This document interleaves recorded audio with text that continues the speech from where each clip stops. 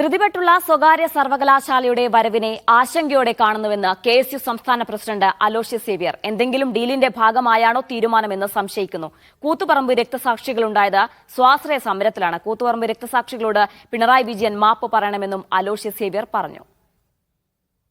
സ്വകാര്യ സർവകലാശാലയുടെ വരവിന് പ്രത്യേക ക്യാബിനറ്റ് അനുമതി നൽകുമ്പോൾ പിണറായി വിജയൻ കൂത്തുപറമ്പ് രക്തസാക്ഷിത്വത്തിന് മറുപടി പറയാൻ തയ്യാറാകണമെന്ന് കെഎസ്യു ആവശ്യപ്പെടുകയാണ്.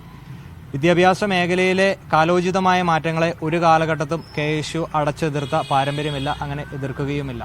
എന്നാൽ ധൃതിപ്പെട്ടുള്ള വിദേശ സ്വകാര്യ സർവകലാശാലയുടെ വരവിനെ വളരെ ആശങ്കയോടുകൂടി ഞങ്ങൾ നോക്കിക്കാണുകയാണ്.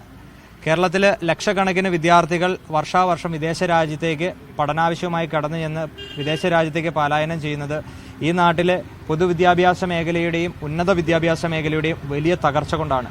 തൊഴിലില്ലായ്മ അതിൻ്റെ പാരമ്യത്തിൽ എത്തി നിൽക്കുന്ന സാഹചര്യം കൊണ്ടാണ്. അതിനെപ്പറ്റി ഒരു പഠനങ്ങൾ നടത്തി അതിനൊരു ശാശ്വത പരിഹാരം പോലും കണ്ടെത്താൻ തയ്യാറാകാത്ത ഈ സർക്കാർ സ്വകാര്യ സർവകലാശാല